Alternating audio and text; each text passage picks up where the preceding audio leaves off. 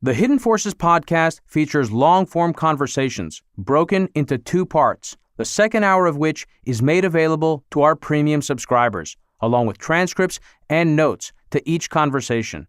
For more information about how to access the episode overtimes, transcripts, and rundowns, head over to patreon.com/Hidden Forces. You can also sign up to our mailing list at hiddenforces.io, follow us on Twitter at Hidden Forces Pod, and leave us a review on Apple Podcasts. And with that, please enjoy this week's episode.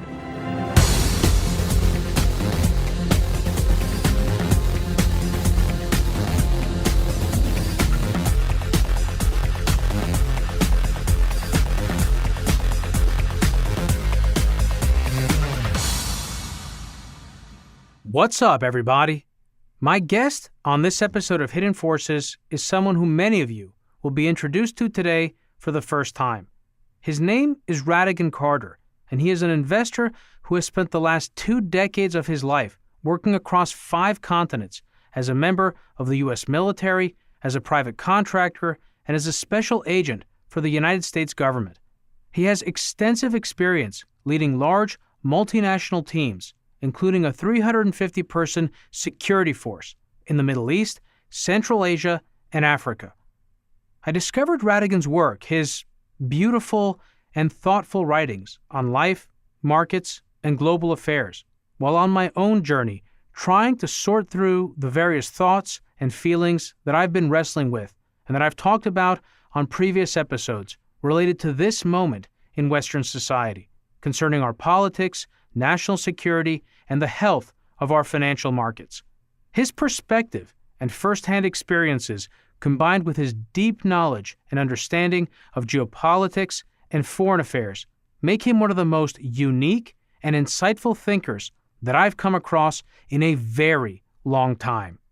This was, without question, one of the best conversations I've ever had. We recorded for 4 hours and spent the first 2 discussing Radigan's experience overseas, participating in Operation Iraqi Freedom, working as a private contractor in Qatar, and as a special agent for the United States government in Afghanistan and North Africa. The stories that he shares are inspirational and at times unnerving, but they are always delivered with a wisdom, reflection, and authenticity that I have come to realize is one of the most unique qualities and gifts that Radigan has to offer, his capacity to reflect thoughtfully and empathically on whatever it is that captures his attention. The second half of our conversation is absolutely fascinating and should be, in and of itself, its own episode, because Radigan shares not only his remarkable insights into geopolitics and foreign affairs, including a long discussion about the security and politics of the Middle East, Europe, and Asia, but also his perspective on what's happening within the United States, the radicalization of the citizenry, and the potential for an escalation in political violence over the next few years. We also discuss his views on financial markets and the macroeconomy, including a conversation about cryptocurrency, its place in his own portfolio, and how it fits into his larger investing philosophy. In last week's episode, I said that going forward, you're going to hear more episodes from me dealing with these issues, and that I would rely on the depth and breadth of research and analysis that I've done on this podcast to begin to put together the pieces of a story that has not been properly understood and which sits at the heart of what is driving markets, politics, and the stability of the global economy. This is precisely the kind of episode that I had in mind, and whether you are an investor, a policymaker, or anyone else really who has a stake in the future of Western civilization and democracy, then you absolutely need to hear it. And with that, please enjoy this incredible conversation with my guest, Radigan Carter. Radigan Carter, welcome to Hidden Forces. Thank you. It's good to be here. It's exciting having you on, man. So, I discovered your work, I don't know, like a week ago, and I was hooked. I read through everything you've written, and it really resonated with me. I mean, all sorts of things. I mean, your writing is absolutely beautiful, and you have such an interesting background. Yeah, sure. I mean, it's extremely unusual for me to invite someone on the program who isn't already known or who hasn't published a book or have some sort of larger body of work. But I think given what I've been going through and where I've been at mentally, and I should actually also mention the reason that I actually discovered your work was as a result of the fact that I had been doing a lot of research into Tether, USDT, the stable coin that I mentioned in last week's monologue. And that's actually how I came across your work. And you've also recently gotten to know Mike Green and Grant Williams as well. So maybe I should start by asking you, how did you get interested in all of this stuff that brought us together? And then I'd really like to begin to get to understand better your background and how you went from growing up in Oregon, is where I think you grew up, to serving in the military, to now having so many interesting takes on investing and focused on building generational wealth. Sure. So probably the recent threads as far as, on stable coins, and then talking a little bit about Tether and Bitcoin, and then even getting to know Mike Green, he's been incredibly kind and generous with his time. And, I don't know him that well. I've only had, he's called, we've had one conversation and texted a little bit online, but just to have someone like that, reach out to me and take the time to do that that meant a lot. And, kind of the reason I started looking into those things was it probably goes back to time overseas where, when I just like to be able to make decisions for myself and be able to kind of weigh the risks of what I'm doing with my own investments to be able to make an informed decision. And a lot of that is based on time overseas as far as, when you get a brief or someone would tell you, hey, this is what we're looking at, this is what we're expecting, it was still your responsibility to go and check that for yourself, to do your own homework, to go out and talk to people, to make your own determination on what the risk you were seeing and taking were, because, frankly, we were playing for keeps there. People's lives depended on me. And, when you're in charge and taking those kind of risks, I guess everybody kind of has a different take on this, but, if I had 300 guys with me, I wasn't responsible for 300 lives. I was responsible for 300 families. The decisions I made there had major ramifications for, 1,200, 1,500 people. So, that's kind of how I take that same framework and apply it to the risk I'm taking with my money. So that's how, I kind of when people were saying, hey, this isn't a big deal, or, Mike Green was saying, hey, this is a big deal, you need to look at it. I just wanted to be able to kind of look at the information for myself and just kind of come to my own decisions. How popular are cryptocurrencies among people in the military? Well, so for the guys that I was with overseas, I would say they were majorly popular. So what do you think accounts for that? I would say that, when you're out there overseas, kind of in the far reaches, away from everything, it isn't what you're expecting when you go over there. So you get over there and you're kind of in the middle of the violence and the chaos, and, and you have someone trying to tell you about the strategy of what you're doing in Afghanistan, and you're there and you're thinking, hey, I'm just trying to keep my guys alive and do what's right here. And I don't really think there is a larger strategy in play.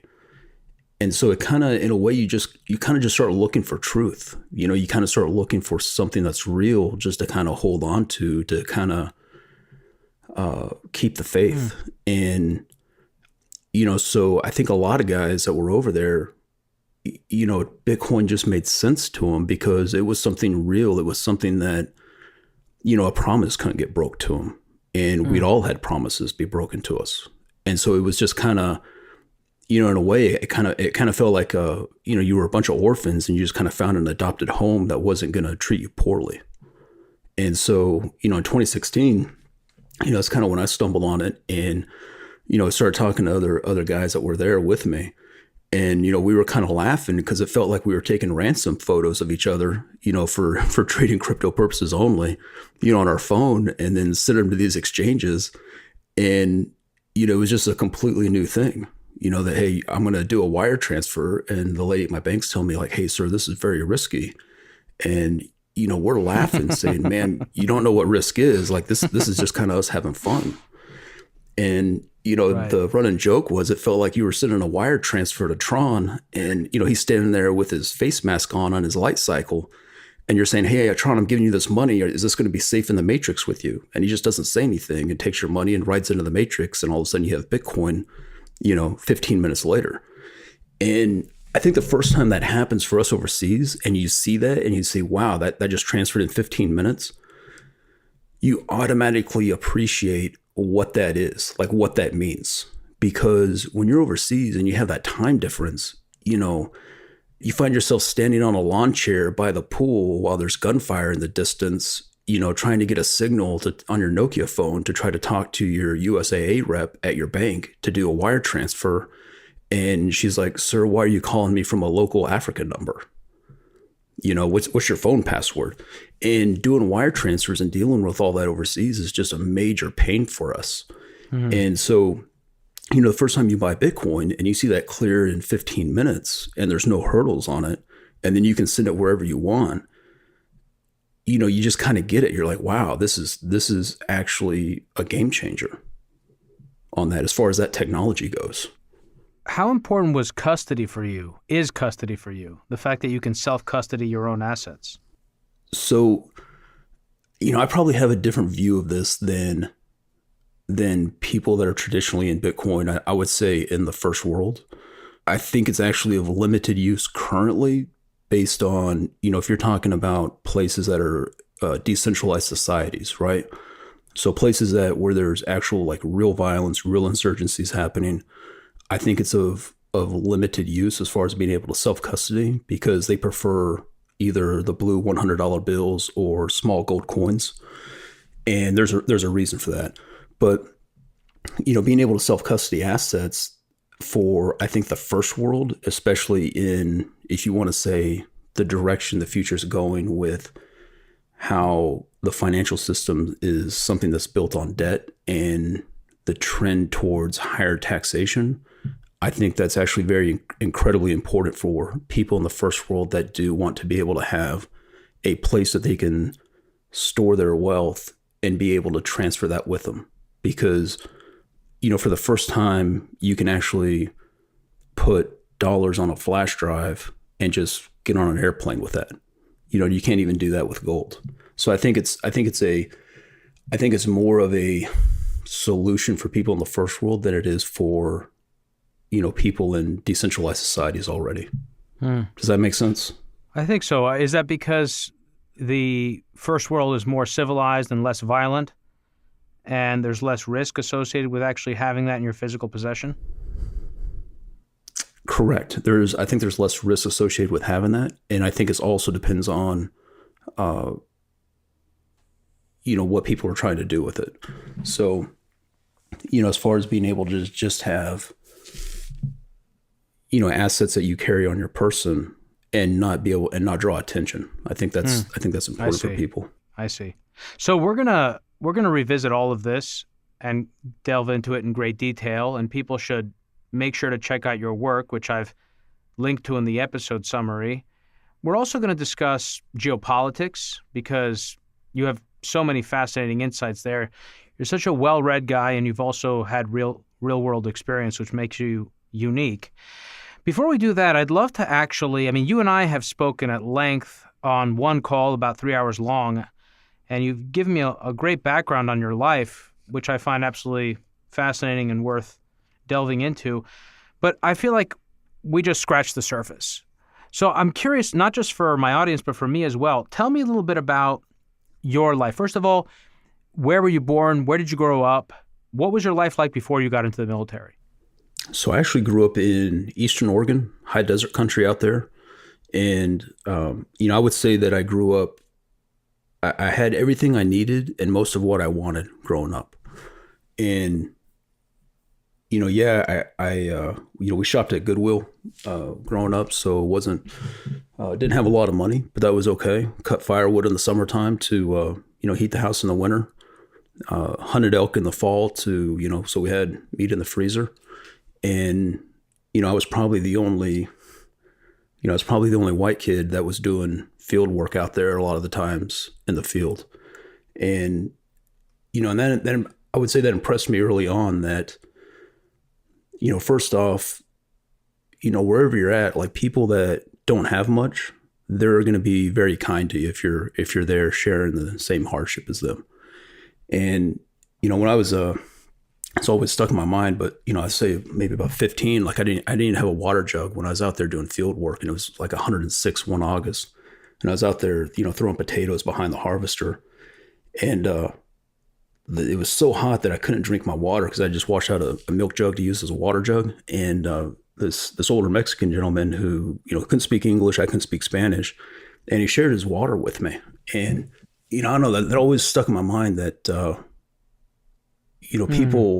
people try to do the right thing and are kind, even if they don't really have anything themselves, or even if you don't really have anything in common. If you're sharing hardship with them, and growing up like that, it also taught me that, I wasn't naturally athletic, or I don't even think I'm, that smart really, but, I had to, if I was going to accomplish anything in life, I just had to have the attitude that I wasn't going to let anyone outwork me, that if I was going to show up, I was going to work as hard as I possibly could. And the other thing was I just, just keep volunteering for things. Like if you just keep stepping forward, and just keep having an attitude that, okay, hey, I'm just going to work as hard as I can. And if I fail, I'm going to reassess, take the lesson learned, and just step forward again. Eventually you find yourself in an ever increasingly smaller groups because a lot of people just don't take that step, and that's fine. Like maybe they don't have to. But for me, it was very much a thing of, I never felt like I had a choice, that if I wanted to be anything more than doing that kind of work, I just had to work really hard and just keep stepping forward. And so that's kind of what I did. And that actually led to joining the Navy at 19, because, graduating high school, and then when you're working on a rough framing crew, tearing down concrete forms, $12 an hour, you think you're on top looking down, until a year later and you're, working in the mud, all kinds of weather, and you're looking at your future all around you. You're looking at guys that are 25 that, already have one back surgery behind them, and they're just happy if they can get a couple of days of overtime on the weekend so they can buy school clothes for their kid and their wife doesn't have to put it on the credit card. So that's kind of, same thing. Took another step, joined the Navy, and, went overseas. And that was really my first time overseas, and really living overseas and really enjoying it.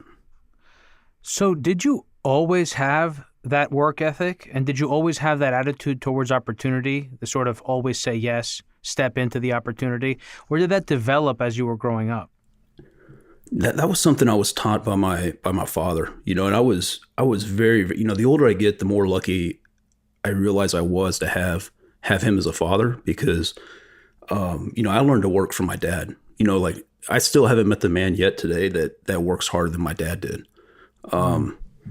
Like my dad really didn't grow up with anything. So my dad grew up in Tennessee, from, out there in Appalachia. And I think he put they didn't have running water until he was in high school. Like he actually put in the first septic system for the house. And so in a way, he was kind of a generation behind America. So I just learned that really hard work ethic from him. And I remember this one time we were getting firewood in the mountains, and it was summertime, and it snowed. Like we got caught in an early snow, and Dad had he built this trailer himself actually, and it held 3 cords of firewood. And for anyone who doesn't know cords of firewood, that thing was probably 8 feet wide by 12 feet long, and just stacked 4 or 5 feet high. Just a lot of firewood we'd cut and stack that day.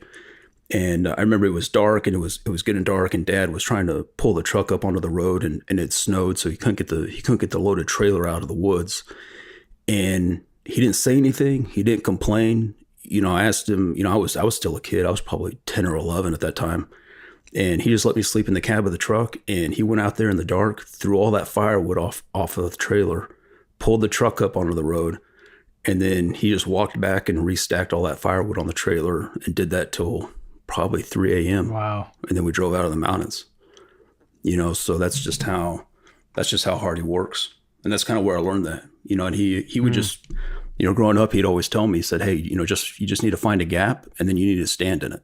And, kind of, and what that meant was, it really didn't matter. It really didn't matter if life wasn't fair or anything like that. It was, if you saw something that needed to be done, it was your responsibility to do it. Yeah, that's powerful. So when you decided to leave home and go to the military, this was actually before 9/11. You said that... It was before 9/11. Yeah, you said that part of the reason was because you looked around you and you didn't really see much in the way of opportunity in the life that you were living and in the path that you were on. And so you went to the military. My question is, why did you choose the military? And then why did you choose the Navy? Why the military? I would say probably because all the men I was surrounded with growing up, they had all served in the military. So the guys that I really respected, they had all done military time. So everyone from, my dad, my uncles, to grandparents, Korea, World War II. Growing up, I had a great uncle that he would get a new car every few years. And the reason he did that was because his leg bothered him when he got shot jumping in with 101st, before D-Day. And, he was the only man in his stick to hit the ground alive. And he bandaged up his leg, and then he crawled over and he killed the Germans in the machine gun nest that killed his buddies. So, that was kind of the, and so I just remember him as my great uncle that he'd always get a new Cadillac every few years but that was the reason. It just bothered his leg. And so that's why the military. And then, why the Navy specifically was, I was never like popular in high school and I would say even probably, socially awkward. And I got bullied by this one kid, like pretty bad. And it actually probably turned into be the best thing that ever happened to me because it totally changed the trajectory of my life. And so I would say a lot of the history and a lot of the knowledge I have actually goes back because in high school, I didn't even want to eat lunch out on the hill with all the other kids because this one kid would bother me. So I'd take my sandwich and I'd go to the library and I would read everything I possibly could in the library just on my lunch hour in high school. And do you remember what you used to read about? It was everything. I had a fascination with history, so I read like the entire series on World War II. Read about World War One, ancient history, mythology, just anything I could get my hands on. And then I kind of fell into reading about westerns, and specifically Louis L'Amour. And I started reading Louis L'Amour westerns, and. And I remember like on the back side of on the back flap of these westerns, it always have a section about the life that Louis L'Amour led. And, this guy led the life that he wrote about. He was a mule skinner, sailed across the South China Sea on a tramp steamer and just lived this life of adventure himself before he became a writer. And I remember sitting there in the library and I'd think, man, I want to live that kind of a life. I want to have that life of adventure. And that's kind of what started all that. So why the Navy? Because, hey, Louis L'Amour sailed across the South China Sea and I wanted to sail across the South China Sea too. So that's what I did. Brilliant. So you served in the Navy for the next 4 years. Do I have that right? Correct. Yep. So what was that experience like? I know that you were involved in Operation Iraqi Freedom on those initial deployments. What was your role and what were some of the more memorable moments of that period? So I was a gunner's mate on a cruiser that was actually forward deployed out of Yokosuka, Japan. So Yokosuka, Japan was our home port and part of 7th Fleet. And so basically kind of anytime something happened in that area of the world, we were one of the first ones to pull out and be on station for what was going on. And, some of the most memorable times, I remember we pulled in Indonesia this one time, and I would say this was my first experience with, how far a currency could devalue. And, at the time, I was maybe 19 or 20, and, this was my first experience really being overseas and actually seeing how the rest of the world lived. And, I remember being in Indonesia, and I was going back to the ship, and I remember this Indonesian soldier, stopping me and asking me if I wanted to buy his AK-47 for $100. and I just said, no, I can't do that. But it just shocked me that, here was this guy said, hey, do you want to buy an automatic weapon? I'll sell it to you for $100. I just need $100 for, being here in Indonesia.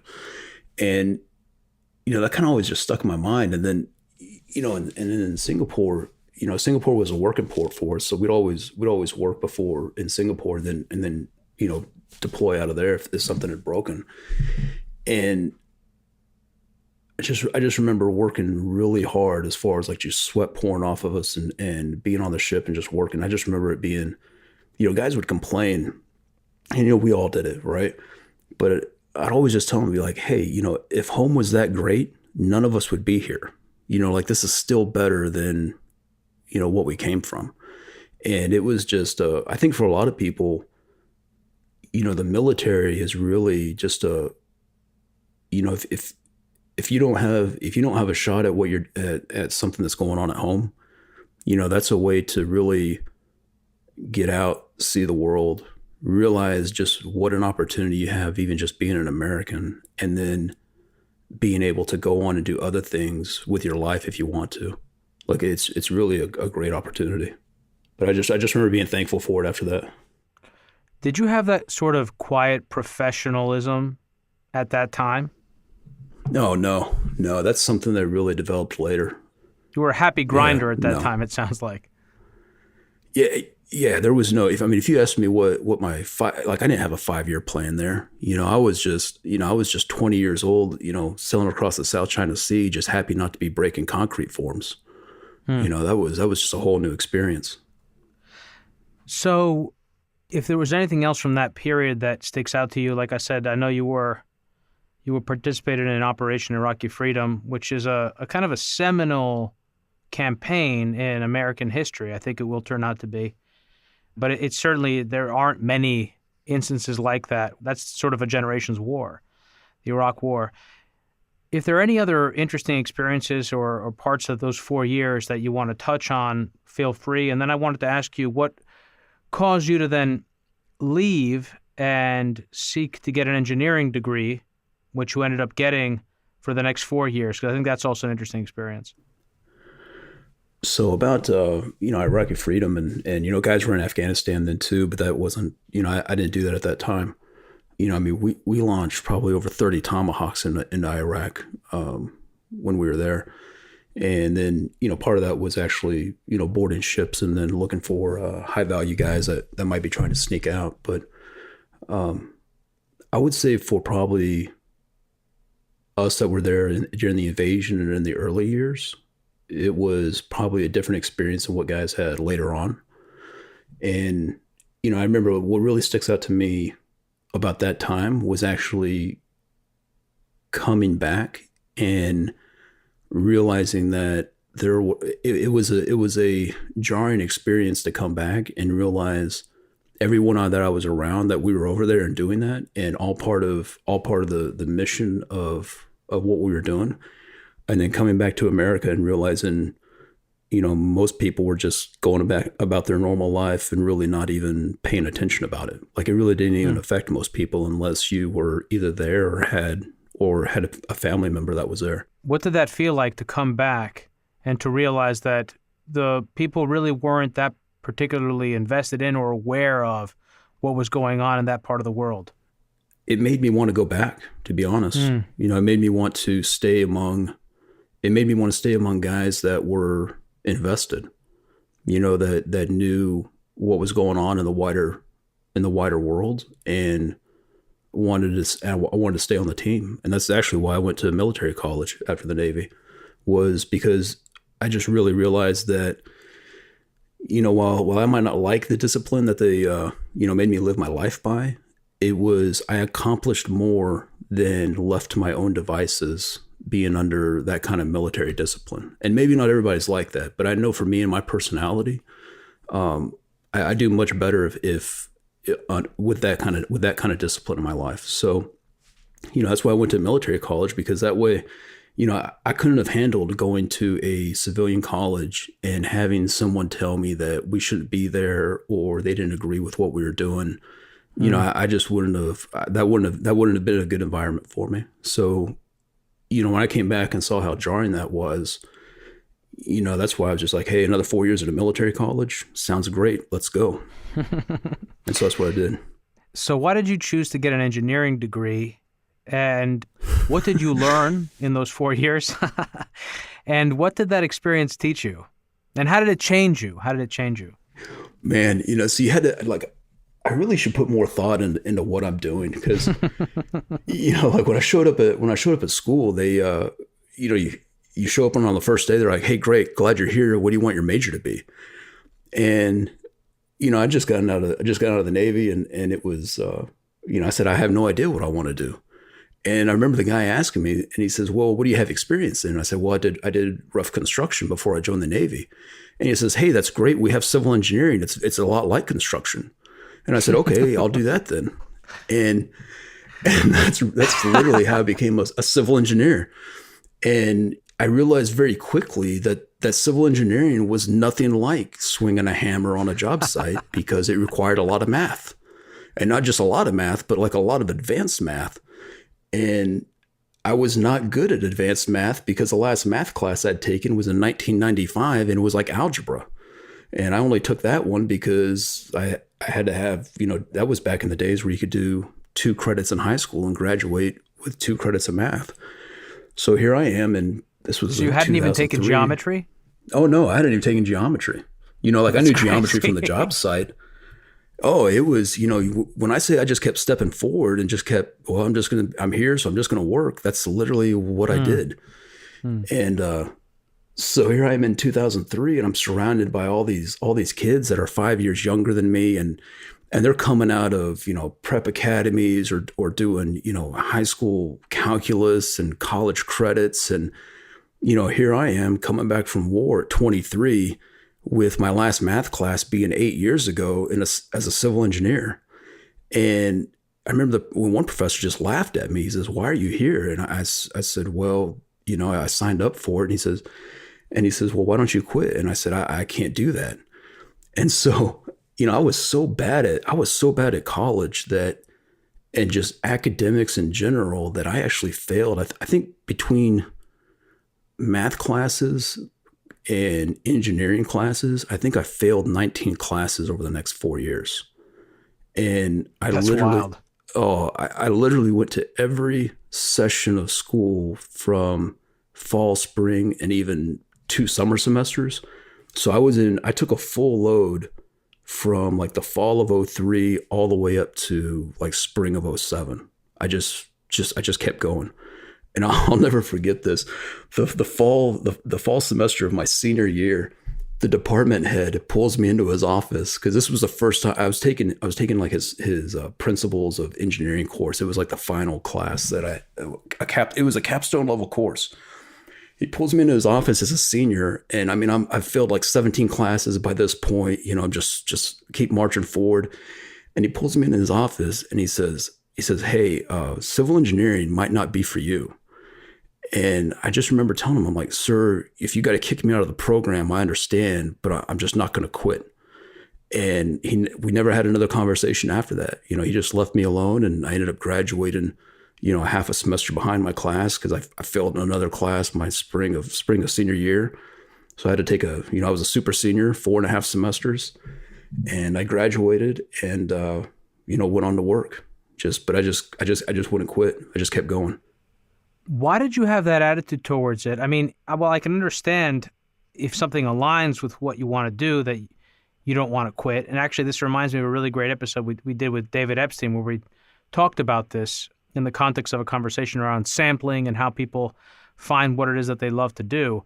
What made you so resistant to quitting, so to speak, and maybe taking on a different major? It was the fact that people kept telling me to quit. I mean, and I just didn't want to Mm, do that. And the other thing mm, was is as I knew I could make a good living as a civil engineer. So, coming from how I grew up to being a civil engineer, like I knew I could make a living that way. I knew that I would never have to shop at the clearance rack at J.C. Penney's for school clothes. I mm. could walk into the grocery store and I could buy whatever I wanted to without looking at the price of it. If I wanted to buy a Heinz ketchup, I could buy a Heinz ketchup and I didn't have to have great value. And so, Mm. a lot of the reason why I didn't quit was I just didn't feel like I had a choice. So I Mm. just kept going because I knew at least that way I could make a living as a civil engineer and I could go back overseas and do overseas construction. So Hey, w- between knowing I could make a living and knowing I could get back overseas, like that's why I just kept trying to force my way through it. And I also so, knew that if I just kept working, then I would eventually figure it out. And the more I did that, like the more confidence I had at it to where even if I mm. wasn't good at it, that was okay. I could figure it out and I could do the job. I'd love a bit later to revisit this idea that you can somehow build up a confidence in being able to solve new problems and overcome challenges. The more you work at, there's almost a skill that you develop that isn't contingent, that isn't specific to any particular trade, but simply is about finding a way to make it work, to make it through. I don't know how much that is about breaking limitations that you have in your head around what's possible. I mean, it feels like that's what it is. But I'd love to revisit that a bit later. So you go back to work overseas. You actually go to Qatar. And now I know Qatar and Dubai, the Emirates, these countries have had huge ongoing construction projects, and there were great opportunities for civil engineers. They were like importing them the way that other countries like the United States import farm workers. Why did you Absolutely. choose to? Was it that simple? Was that you wanted to go abroad, and Qatar was offering to hire civil engineers, and so those two things came together, and you went to Qatar? It was actually pure happenstance, to be honest. And that's something that I would really just encourage people to wear. Like the attitude I had about going overseas after college was the way I look at it is I don't care how many no's I get, nothing is 100%, including being told no. So if you just keep taking shots at something you want to do, eventually you're going to get a yes. And Mm, so when I was getting ready to graduate, I think I did something like 28, 20, 29 interviews. And the engineering firms I was interviewing with, none of them would send me directly overseas. And they all wanted me to do 3 years or 5 years in a domestic office, and then they would send me on an overseas project. And I got to the point after about the first 10 of them, as soon as they said, "Hey, we're not going to send you directly overseas," I would just, politely say, "Hey, I think it's best that we just stop the interview here. This isn't what I want to do, and I certainly don't want to waste your time, sir." And mm, I'm sure at the time they took that as being arrogant, being told that by a 23-year-old, or I guess I was 27 at the time. But that was just my view. I knew what I wanted to do, and if the answer was no, then that's fine. The answer is no, but I need to go find a yes. And so, pure happenstance, I was the only guy in the entire civil engineering program that emailed this professor back, because this professor emailed the group of graduating seniors and said, "Hey, there's going to be a gentleman here from this Fortune 500 international construction firm. If any of you guys want to meet and talk with him after the football game." And I was the only guy that emailed and said, "Yeah, I'd love to talk to him," because I looked up the company. I saw they had projects overseas, and I said, "Yes, I'll talk to him." And, I waited for him, and he didn't show up. So I actually went down, was getting ready to go lift weights, got in gym gear, and a runner comes and gets me and says, "Hey, the guy's waiting for you." So I come up, and to this day, I can't remember what we even talked about. It was like a 15-minute conversation. And, he apologized. He said, "Hey, I'm sorry. I was late. It started raining and my wife just got her hair done. Had to go back to the car." And I just said, "Hey, sir, no worries. I get it. If she's not happy, no one's happy." I think it was something really ridiculous that, looking back on it, was probably not the best way to open the conversation. But he just laughed, and we just had a good conversation. And he said, "Hey, what do you want to do?" And I said, I want to go back overseas." And he says, okay, well, he says, hey, I think our company is going to be doing interviews next week. Would you be willing to interview? And I said, absolutely. And the next week, I'm sitting in this interview with the company, and it's two people from out west. So I do the interview. They hand business cards across the table, and one of them is from like the West Coast office, and the other one's from the Denver office. And I said, "Wow, you guys really came a long ways." And they said, "Well, I don't want to say his name, but they said, well, when he calls and tells you to get on a plane, you get on a plane." And I said, "Oh, really?" I said, I met him last week after the football game. He was a really nice guy. Like, what does he do for the company? And they looked at me, the guys behind the table interviewing me, and they said, "You don't know? He's the president of the company." And, Wow. and so, yeah, just pure happenstance. But, like, I think those opportunities happen when you just don't take no Totally. for an answer, and you just keep showing up, and I even think that Totally. guys at that level, they're looking for those guys, right?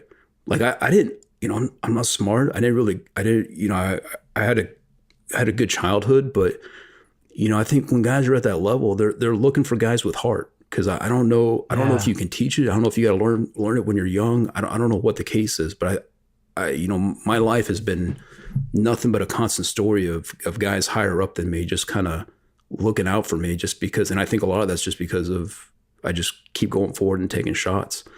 And so he sent me directly overseas, and I showed up on the job site, didn't know what I was doing, and I just ran with it. Yeah, I mean, I love that mentality. It's an interesting question about how and where that develops. I mean, for me, I feel like there was a moment in my life where after that point, that sort of became conditioned inside of me. It wasn't always a part of me. And I don't know how much of that has to do with, you've talked about this in your writing about choosing with your head versus choosing with your heart. And sometimes, many times, you need to choose with your head. But I think that when it comes to the really deep questions that align your long-term trajectory, your path, you have to go with your heart. And I think that's a really big part of it. And people can feel that. They can feel when your passions are aligned with your words. And I think it gives them a sense of confidence that you're going to be there. You're not going to fall back. Absolutely. You're not going to leave them hanging. Absolutely. I think that's absolutely right. And, and that's something I even think about. I'm not married, don't have kids right now, but as far as, wanting to build wealth the right way and pass it on to the next generation, when that happens, I don't know how. That's something I think about, like when I have children, how am I going to help them learn the lessons that I did but without, I don't want to say like with a desperation, but without knowing that, hey, if I take a step back, I'm never going to, I'm always going to have to worry about money. If I take a step back, I'm always going to have to worry about money. And I don't know, I don't know, that's something I think about, it's because I think you're right. At some point you have to learn it, but then I think at some point you can't learn it, or it's very hard to learn once you get older, because once you understand that, hey, if I just keep going forward, and if I'm bad at something, that's okay. I learn the lesson and I just try again and I get better. That's where that quiet confidence and that professionalism comes from. Because then it's like you said, it becomes a way of life. And not just that, but it becomes a very enjoyable way of life. It becomes a very rich way to live, because the journey itself is the fun part. It becomes something to look forward to. I mean, even doing this podcast with you, you called me, we had a great conversation. Hey, do you want to do this podcast on Hidden Forces with all the people with all my heroes that are already on the website? Absolutely. I would love to. This is going to be crazy. Let's do it. Yeah. I think also what that speaks to, Radigan, is a sense of gratitude. And, again, this is just my experience. When I began to really appreciate the rarity of each opportunity, an opportunity can come around and never come around again. And I think for me, it took some time in my life to really appreciate that. Absolutely. And I think that also speaks to what we're describing here. So when we were moving on to discuss your transition to Qatar, I mean, it sounds like you kept in touch with the president of this company, or it wasn't the last time you guys interfaced. What was that experience? You spent the next 4 years in Qatar. We're now around the time of the great financial crisis when you leave to go to Qatar. We haven't been following dates around here, but you got into the Navy right before 9/11. You were actually sufficiently before 9/11 because you were in Indonesia during the Asian financial crisis, as you hinted at, because the rupiah had collapsed. You were in Iraq. You were with the Navy during the initial invasion of Iraq. You returned. You did a college degree. And now you're back in Qatar, and you're there for the I guess what would have been the first half of the Obama administration. Right. What was that experience like? And tell me about that. So I was very well insulated from that. And, what I mean by that is, by going to Qatar and being an engineer there, I was actually, so here I am, barely graduated with a civil engineering degree. I think I graduated with like a 2.2 GPA. They gave me like a mercy degree. The professors were just tired of seeing me like repeat classes. And, I get to Qatar and I'm actually the highest paid kid in my class. So everyone else has graduated into a bad job market in the U.S. with the great financial crisis really happening. I guess that would have been later that year in '08.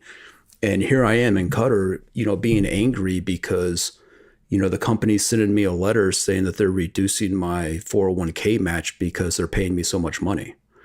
And, meanwhile, I have a villa that's completely paid for by the company. I get a car that, I drive to work every day, don't even have to pay for the gas. And, I don't even have to clean my own villa. There's literally a guy that cleans my villa and that's his job. And Wild. It absolutely, I mean, for a guy like me, I mean, it was absolutely a crazy way to live. And, I would say that that's something that I took to Qatar with me was, ever since that guy gave me a drink of water, picking potatoes in that field since I was 15, like I've never forgotten those guys, right? So those guys that are just out there holding it down, trying to do the best they can to feed their family, who maybe got dealt a 2-7 unsuited hand for life, like, if I can be in a better position and help them, then that's always what I want to do. So, even the guy that, the guy that cleaned our villa, I remember I mean, the guy did an amazing job. Like, I mean, he took it serious. Like that was his craft. And, I just started giving him a tip, and then he started actually cooking dinner for us, right? Because he felt like he had to earn that tip. And I was like, no, you don't understand. Like, this is just, just thank you for doing the work you do. But I mean, Qatar was just a wild place to where, basically if you wanted to work, you could really work. And I would say that's the first time where, the years of just showing up and working finally paid off, because it would be 130 degrees in the summertime. I mean, I'd be sweating through one pair of coveralls by lunch and a pair of boots, change coveralls and a new pair of boots, and I'd go back to work the rest of the afternoon. And that was the first time too where it really set into me for just how rare Americans were overseas. Because on this particular job site I was working, 250,000 men went to work every day building these natural gas plants in Qatar. I mean, each of these natural gas plants were a mile long. It looks like a forest of overhead cranes. 250,000 of men going to work in buses every day. And here I am, one of 2 Americans on this job site, with I don't know how many nationalities, at least 30 nationalities working on this job site. And that was my real first experience of just how rare it was of what Americans believe. Because, here in America, we think, we have a common thing that holds us together that, hey, we're all equal, we're all free, and everybody should be able to pursue what they want to do to make them happy in life. And when you get on a job site like that, to where, I remember the first time we didn't have to drive through these because, we were in our car, but, the buses went through these massive x-ray machines that they had built. And I remember asking, why are they driving through x-ray machines? And the other American that was with me became a mentor to me and a very good friend. He says, well, they're driving through x-ray machines because there's companies on like the subcontinent in different places that will say, hey, your family's living in a tent. We'll give them rice if you come work for us for free over here in Qatar building natural gas plants in subhuman conditions. And those x-rays are looking for stowaways on those buses for companies that are using modern day slaves. And, wow. and that was very real. Like that was my first experience with, actually seeing that modern day slavery still existed, and that not everyone lived the way we did in the U.S. because even in the military, you're surrounded by other Americans, and yeah, you interact with locals, and the more you travel, but living in an economy in the Middle East, and then surrounded by people who, I mean, these guys were more desperate than I was, right? If I thought I couldn't take a step back and I'd have to worry about money, these guys couldn't take a step back because they would actually die. I mean, it was a whole different level. So for me to be over there, and their families were at risk as well.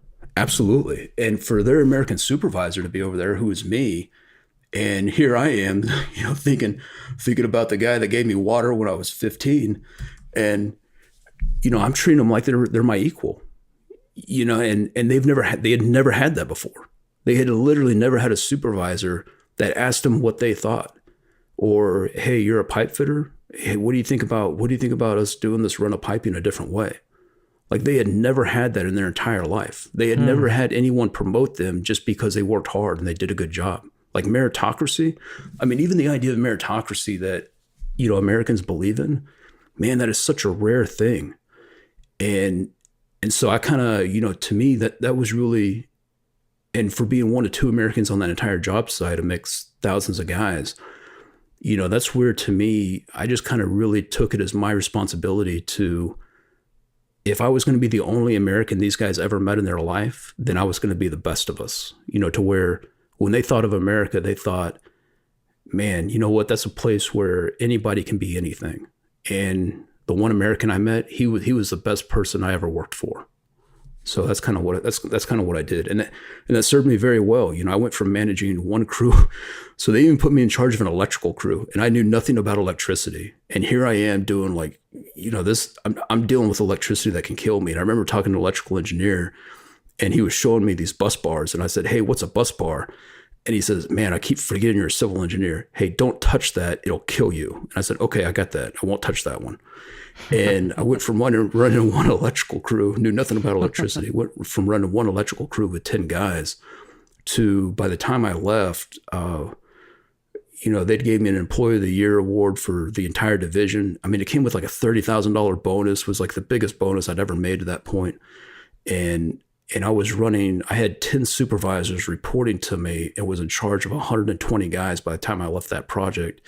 And I mean, I had the time of my life over there. It was a fantastic opportunity. And I really, really enjoyed being able to help other guys, go further in their career too. Because that was the first time that I was in a position to where I could mentor other guys and help them out too. And I just started to really love that. So you kind of began to explain or give an answer to a question I was going to ask, because when you subsequently, a few years later, were back in Afghanistan, you were in charge of, I think, roughly 300 private military contractors. And I was going to ask you, how did you get from where? I was like, when are we going to get to the point where that makes sense, that you gained that experience? Now, the next few years, I mean, I don't know how much you can talk about your experience. I know you've done some work that you can and cannot talk about. But walk me through that, and then walk me through to the time that you were in Afghanistan, because this is where we get to, I think, one of the more remarkable stories of your life. So, when I was being an engineer in Qatar, I enjoyed the work, and I was making more money than I'd ever thought I'd make in my life, up to that point, and I really enjoyed working with guys and trying to help guys that came from an even harder place than I did. Because if you don't mind, I'd like to tell this just one story in Qatar. Of course, please. I remember it was Thanksgiving, and I was the only, all the other Americans that were, kind of in that area were frying turkeys and having a big party at one of the villas, and I couldn't go because I had to be on the job site because we were replacing a 7-ton transformer because there had been a problem with it, and so I was kind of kicking rocks about it. And I didn't want to be there, and I had a heavy lift crew that was on site that I was having to go out and check on. They were running a 120-ton crane to pull this transformer out of the bay, and I go out there to check on this crew, and this must have been, this must have been like in 2008, like right after President Obama was elected, or maybe it might have been 2009. But it was a mixed crew. Like it was run by a Thai foreman, and then he had a couple Filipinos working for him, and then a couple guys that were from Africa. And what I always thought was funny about these you get all these different nationalities together. Like none of them speak each other's language, so they all kind of speak English to each other. And they all give each other nicknames. And it's almost like they pick their nicknames just by how they like the sound of the words. Or sometimes like they'll pick their hero, and that'll be who they want to be called. So, this one guy from Africa, everyone called him Obama, and because he just loved the fact that the first black president had been elected president of the United States. And he took that to kind of mean that he could do anything too.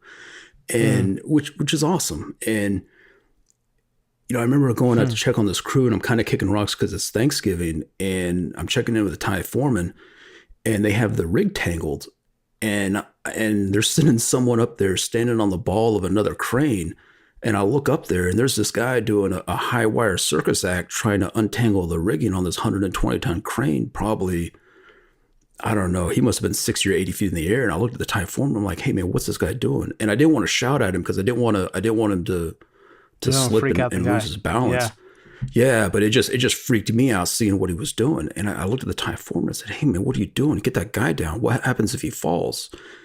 And the Thai foreman looks confused for a second, and it almost looks relieved when I just seem concerned that he'll fall. And he says, oh, sir, don't worry. If he falls, I get another. And I'm like, no, absolutely not. Get him down on. Yeah, I mean, life was very, very cheap, in some of those places. And, so we get him down and, get him a safety belt and everything, get that rig untangled. And I look around and I asked the Thai foreman, I said, hey, where's Obama? Where's your other guy? And the Thai foreman hadn't even thought to tell me. He looks at me, he's like, oh, sir, he'll be right back. He's in the truck talking to his family. The rebels are going through his village. So he's on the phone with his wife and doesn't know if he'll ever see her again. Jesus. And I'm like, what? And like we turn around and here's this guy walking back up to the crew. He's just got tears streaming down his face, right? Just because literally just got off the phone with his wife who's hiding for her life somewhere in Africa. And, there's nothing to say to that. Like there's nothing to say to that. And, he comes up and like the Thai foreman just gives him a hug and says, hey man, hopefully it'll be okay. And here's this guy who doesn't know if his family's even going to be alive in the next 15 minutes. And all he does is just go back to work because he just says, hey, I got to trust that it'll be okay. And I'm just going to go back to work so I can keep providing for my family. And, that's always kind of stuck in my mind, everything. I kind of think about that every Thanksgiving, but after that, I just didn't even care about going and eating turkey, and here I was kind of feeling sorry for myself about, missing out on Thanksgiving with the other Americans. And, here's this guy, what's he doing? His family's in trouble. Hey, I'm going to go back to work and just keep holding down this job. And so I'm sorry, I forgot your original question. That one kind of got off on a tangent. I think I did too. I think I did also. But after that, I want to ask you though, I'm curious. One, I mean, I can imagine how that impacts your perspective and your sense of gratitude, for sure. That I can understand. But I wonder, again, you've seen things. These are some of the things you've seen. We'll talk about some of the other things that have happened to you. But you've seen things that most of us living in the West, certainly those of us who haven't served in the military, don't really have any way to viscerally understand. And you've seen human beings operating in environments and under conditions that for most of us are totally alien. I wonder, what does a situation like that teach you or tell you, or what do you come away from feeling and knowing about us, about human beings, about our resiliency, our capacity for suffering, our capacity for violence, our capacity for love? What have you learned about that you didn't know before, or that, let's say, those of us who haven't been in those conditions fail to grasp? I would say that it's made me a believer in, Carl Jung's kind of views about psychology. right? Because if anything, it's taught me that all of us as people, like we're just people. You know, we're capable of great good and we're capable of great evil. And, you know, life isn't fair. You know, sometimes things fall on you that it's your responsibility and it doesn't seem right. And I think we all kind of go through a phase to where you either get stuck in resentment or you're able to push through and realize that, hey, you know what, this might be rough, but I'm not going to be a rough individual. Like I'm not going to let all this hardship I'm going through harden me to other people. Like I'm not going to be cruel or calloused, that I'm still going to be trying to do the right thing. And, you know, I think we all got a different path. We all got different abilities. But I think that the key is just to realize that we're all in this together and that pain isn't a competition. You know, that, you know, there's no way to compare that, you know, what I grew up doing to what maybe you went through. But we all went through this. We all went through similar circumstances. And I think you either just got to make a choice that, hey, I'm going to let this get to me and I'm going to be resentful and, you know, make it about me. Or, you know what, I'm going to take it and try to use it and try to just help other people as best I can. And I think that's a choice that we all have to make. Yeah, it's an interesting perspective that you have, right? Because it's so weird that we've been going through, I don't know if we're still going through it in America, but we've been through a number of years now where there has been this kind of inverted pyramid of values where people get more credit the more supposedly difficult their circumstances are. In other words, the idea is not so much around resilience and sort of just putting your head down and getting through the difficulty, but sort of getting credit for the fact that it's difficult and wanting somehow to be elevated as a result of it, a kind of handicap system. I don't even know how I'm kind of touching on the whole culture of victimization or celebrity victimhood phenomenon. I don't even know how to really express it, but does that make sense though? Yeah, you know what I kind of the way I look at it is hey, there's no nobility in poverty, right? You know, and for people that grew up like that and they worked their way out of it, you know, they have nothing but my respect. But you know, the people I know that overcame where they came from, most of the ones that I look up to, they're just out there moving forward. Right. You know, why really talk about, you know, what was in the past? You can't change that. You know, and if you're busy trying to get awards for what you did, then you're actually kind of missing out on the best opportunities that are still ahead of you, is the way I look at it. It's a culture that I think teaches people to see themselves as victims as opposed to heroes of their own story. And it's disempowering, and it's an odd turn of circumstance that we've been going through. So I'm happy to let you comment. I just wanted to go ahead. Sorry. Well, no, I was just going to say that I actually think it's almost a little bit deeper than that, to where if you make someone think they're a victim, then it's easier to control them. Mm-hmm. Whereas if you help build people up and make them stronger, then they're able to take responsibility for their own life and help others. Yeah. I think you actually have written something. I'm looking through I'm going through my rundown right now to see where I have this in your rundown, where you mentioned something like this. You say that this is what they want, basically. So let's, just given the amount of time we have, I presume this is going to be the longest interview I've ever done, actually. Let's, unless you have something that you want to mention between Qatar and Afghanistan, let's move to Afghanistan.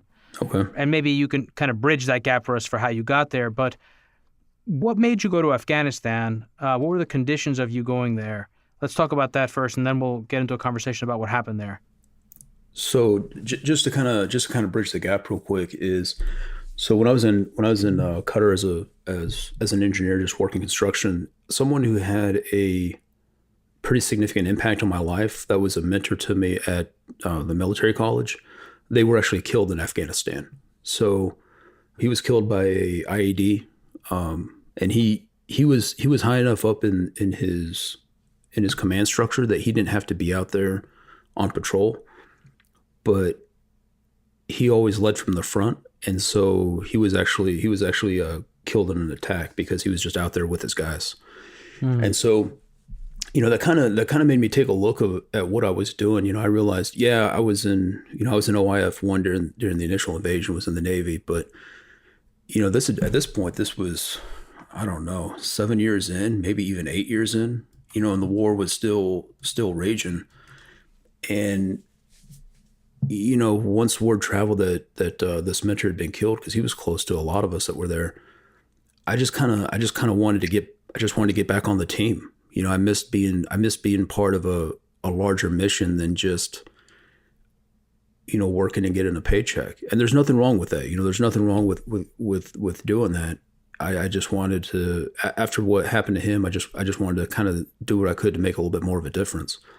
So, applied, became a special agent, and went back overseas. And so why did I choose Afghanistan? Is that's where they needed the most guys. It was hard to fill. They needed volunteers. So, just keep stepping forward. Step forward one more time. And then I got to Afghanistan, and everyone was there in Kabul having a good time, and most people didn't want to miss Friday dance off nights, or be dry and not be drinking alcohol. So no one wanted to go out to outlying camps where the danger was significantly higher, and you were having to deal with a lot of Afghans and locals, and just being out there by yourself, because if you got into something, no one was coming. It was you and your guys that were there that had to deal with the problem. So when I got there, I just said, hey, no one wants to go, I'll go, and stepped forward one more time, and went out there, and I got out there and just did the best I could. So you were in a severe attack. Your team came under attack. Your camp came under attack. Yep. And I'd love for you to walk me through that story, because it's one of the more remarkable experiences that you've shared to me about your life. What happened there? So basically, the Taliban just drove a large truck filled with about 5,000 pounds of explosives directly in our wall, and blew. I think it utterly destroyed about 9 acres of my camp. Every structure on the camp was damaged, and about out of 300 guys I had, 54 were injured in that attack. And it knocked out power for miles around, like just took all the power down. So we were out there basically fighting in the dark, and there was the damage that was done to a lot of the locals as well was even more severe than us, because just the way the blast wave dynamics are. So even though when the initial blast goes off, it bounces around, like, when an explosion happens, it actually moves a lot like, almost like fluid dynamics, like it just flows like water, the blast wave does. So what does it feel like being in that explosion? And how far were you from the actual car bomb? I was maybe 75, 100 feet from it. And maybe a little bit further than that. Like there were definitely guys that were a lot closer than me, and I thought I was dying. So I can't imagine what those guys felt like. I mean, and to put that blast into perspective, like, it was bigger than the Oklahoma City blast, just so people have a reference point, right? I mean, That's it was a massive bomb. And like, I don't even remember hearing it. Like, to this day, I don't ever remember hearing it. I just remember a flash. The world turned red, and it felt like someone was beating me all over my body with baseball bats. And then it was black. Like, I don't know if I lost consciousness or not. I just remember, it was flash, red, pain, and then everything was black. And I was trying to figure out where this blood was coming from on my face, and I was crawling around in glass and yelling for my buddy that was down the hall to make sure he was okay. Wow. And then he was, I remember, I yelled for him about 3 times, it's pitch black and, smoke and everything. And about that time, the sound started coming back, and, I could hear guys kind of yelling for help around me, and other guys, kind of in pain because they'd taken shrapnel or whatever the case was, secondary. And I remember my buddy that was down the hall, like about the 3rd time I'm hollering for him, and I'm trying to find my rifle in the pitch black because it had blown the wall out. So I'm trying to find my fighting kit and my rifle, and so I can go to work. And my buddy finally answers about the third time. He's like, "Hang on, man. I'm just trying to put my pants on." And I was like, "Hey, are you good?" And he says, "Yeah, I'm good." "All right." I was like, "Hey, you good?" He's like, "Yeah, I'm good." I said, "All right, hey, I'm going outside to get to work." And he says, "Okay, I'll be out there in a minute." And then we just started solving problems. But I just remember being relieved, and I remember just laying there, laying there trying to breathe again, and just trying to laugh at the same time, even in the middle of all that. So, again, there's so many things that are not related to your experience, your direct experience overseas, that I want to ask you about that are so exciting and interesting to me, geopolitical things especially. But I don't want to rush through this part because of all the things that you've talked to me about. This is the story whose repercussions I've felt were the most consequential, not just for your own life, but also in terms of, I think, for someone listening who wants to know how would I even describe it? I mean, the way that you dealt with this tragedy, I thought, conveyed a lot about your character. And also, I think, how you dealt with the after effects on yourself, because this experience did not leave you unscarred. So I'd like to really understand a bit. First of all, your buddy said, he went out to go to work. You were there for the next 6 months. What happened? What were the after effects of that bombing? And what did you feel that your responsibilities were, and how did you go about trying to fulfill them? So, all right. So initially, as soon as that happened, it was, we take drilling and skills very seriously. And, this is something I try to kind of talk about in my writing, as far as, when you start looking at what the risks are of what you're doing, you need to kind of look out ahead of time at different possibilities, because the way I think about brains, and the way that we were taught about how our brains function under stress is, if you give your brain a pattern to follow, it's just going to follow that pattern. So we drilled so hard out of that camp that even when that happened, probably, and by far the worst attack I've ever been through, it just felt normal. Our brains had a pattern to follow. And so even though, the world had kind of been blown apart, we just knew what we needed to do. So help me understand that. I don't fully follow that. It felt normal. What do you mean it felt normal? I mean, clearly it wasn't normal. So how do you square that? Oh, it absolutely wasn't normal. But as far as drilling under stress, right? So before, when you're overseas and you drill constantly, so once or twice a week, you're putting the teams through drills, reaction drills. Hey, if an attack happens, this is what we need to do. And to me, a lot of that is just really just risk management. It's getting everybody kind of in the groove. So, when something goes wrong, what you're doing, and you already know what your buddy's supposed to be doing. So the most important thing for us was always getting that next person to where they could start their first minute. Mm-hmm. Right. So, and what I mean by that is as soon as something happened, it was up to me to get going as fast as I could to where we all did the same thing. And everyone knew kind of exactly what they needed to do. And we would even take it so far as to, if we were doing drills out there, we used blanks, we used flashbangs. We really upped up the stress. We did sprints, we did everything. We upped up the stress to where, to our brain, that drill felt as real as a real attack did. So that way, when a real attack happened and all of a sudden our heart rate's 180 and we can't feel our face and we just want to throw up, it still feels normal. Our brains aren't panicked. It's like, okay, I know exactly what I need to do next. Exactly. And your brain is kind of just going through a checklist. Mm-hmm. Okay. Does that make, am I explaining that okay? It absolutely does. No, it absolutely does. So what did you proceed to do, and what did you discover before you? So the first thing we had to do was just get security set, just to make sure that they weren't going to use that blast to actually put attackers or suicide vests to hit us with those. Because, if they got inside our perimeter, then our job got, 10 times harder trying to actually than trying to fight inside our camp. So, we set security, and even that was kind of a funny story with. So we set security, and here we are just kind of in the breach, and there was so much rubble that my gun trucks couldn't get through the rubble. So the teams had to dismount from their gun trucks. And so we're kind of on this embankment, and I'm looking at my team leader, and like half his face is covered in blood from a cut underneath his helmet to where he looks like the last of the Mohicans. And I'm looking at him kind of in the dark. And I said, "Hey man, are you okay?" And he says, "Oh yes." And he just very dry. He was a very dry guy. He just says, "Oh yes, sir, I'm fine. My air conditioner flew off the wall and hit me in the face, but I'm fine now." And I'm like, okay.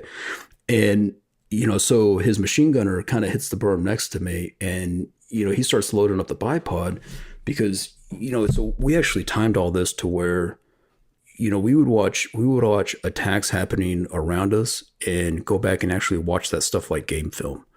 And we would time from the time of a blast to when the attackers would come in. Like we'd have that time down. We'd know how many seconds we had to be to beat that. And we actually, when we drilled, like we would actually take guys out and say, if I had a team that was responding, I'd all of a sudden tell the team leader, "Okay, hey, you're dead. You didn't survive the initial blast." And I would expect the next guy to step up and take charge. So that way, because you never knew what was going to happen. So you had to plan to be not there when it did happen. To be clear, you were functioning on the assumption that the initial blast was simply the opening salvo in a larger attack. Absolutely. That's you had to assume that it was always going to get worse. Was the assumption.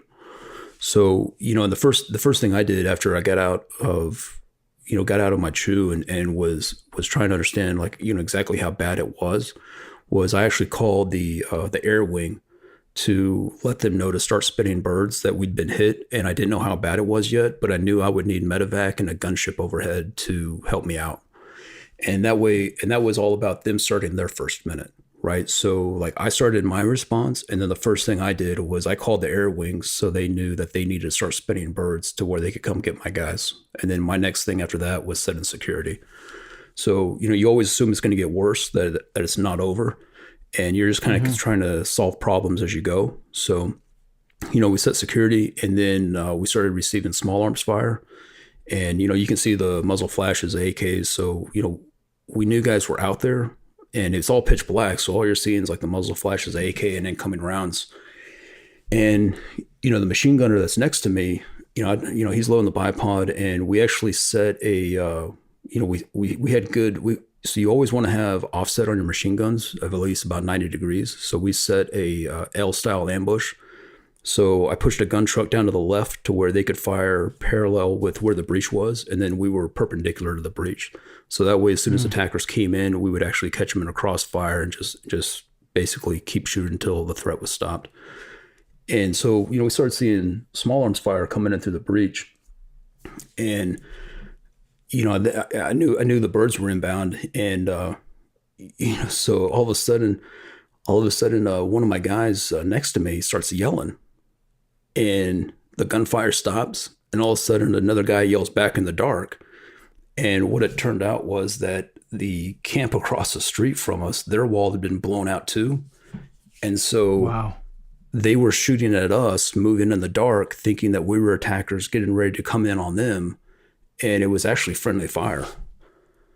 Wow. So, we did a quick link up on, they stopped shooting at us. We did a quick verbal link up, and it was kind of the thing where, we basically just did a quick verbal that, hey, we're not going to fire direct into you guys since your guys' wall is down. We'll just fire perpendicular as well if there are attackers. And it made the situation much more complex, because then all of a sudden you couldn't actually engage them head on, because then you would actually be shooting friendlies across the street. So, but luckily that bomb was so big that they didn't even follow it up with a follow-on attack. Personally, I kind of think that there was a follow-on attack, and I think that bomb was so big it actually killed the follow-on attackers. I think they actually got caught in the blast themselves. But after security was set, then it was medical. So then I had to get accountability for everybody, and I left the team lead in charge there at the breach, and I started working my way back through camp, trying not to impale myself on all the rebar and concrete that was blown all over the place. And it took me a second to realize where I was in the camp, because everything had been blown up. Yeah. And nothing looked the same. And at first I realized that I was walking on shoes that my guys had lived in. And I was just walking on rubble. That was all that was left of those shoes. And I immediately thought that I had lost probably somewhere between 50 to 100 guys that night, and there was nothing I could do for them. And so I just had to get accountability. And the thing with that is that when you start getting accountability in that situation, you don't want to leave anybody behind. So, in a stressful situation, guys can do a miscount, things can happen, you can double count guys. And, I just wanted to make sure that count was correct. So that way, if I was missing somebody, like I didn't want to leave anybody buried in that rubble. So, we started getting the count going. I went over to the CCP to see, how it was with the casualties. Casualties were streaming in by that point. Guys were carrying their buddies in. And, we started getting the count going, and the count came back that we had everybody. And by looking at the damage, I just thought there was no way that everybody survived that blast. Absolutely no way. So I made them run the count 3 times. And on the 3rd time, when they came back and they said, "Hey, sir, we got everybody. Everybody's out of the rubble." I don't know how to explain that other than it was literally just the hand of God. There's no other way to explain. To this day, I have no idea why I didn't lose any men that night.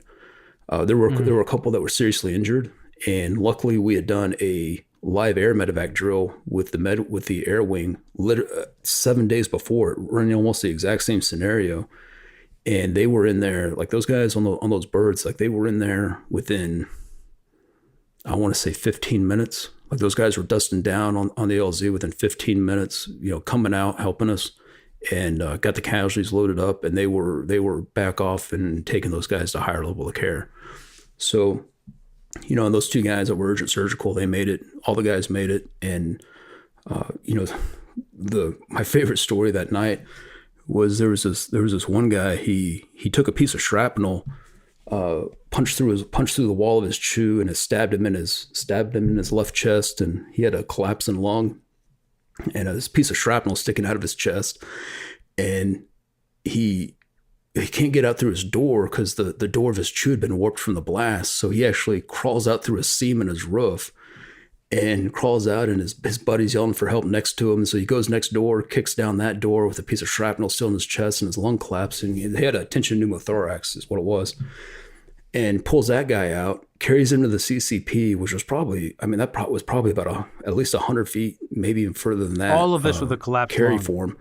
Carries that guy to the CCP, and he makes 3 trips back into the rubble, pulling guys out with a piece of shrapnel sticking out of his chest, until he finally, I think on his 4th trip, like he took 4 guys into that CCP. On his 4th trip back, he can't breathe because it's been about a half hour. It takes about a half hour for your lung to really collapse.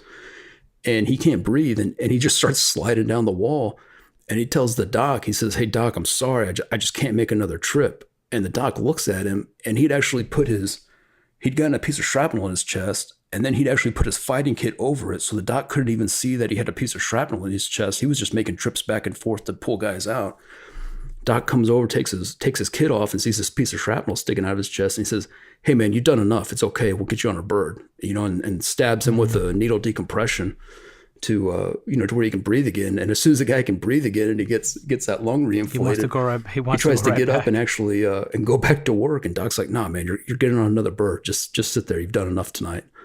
But that's probably my favorite story about that guy. He and there was a lot of guys like that. Everybody there I was with, they just did a phenomenal job. They did a phenomenal job, and that's probably been the highlight of my life, was just being out there with those guys.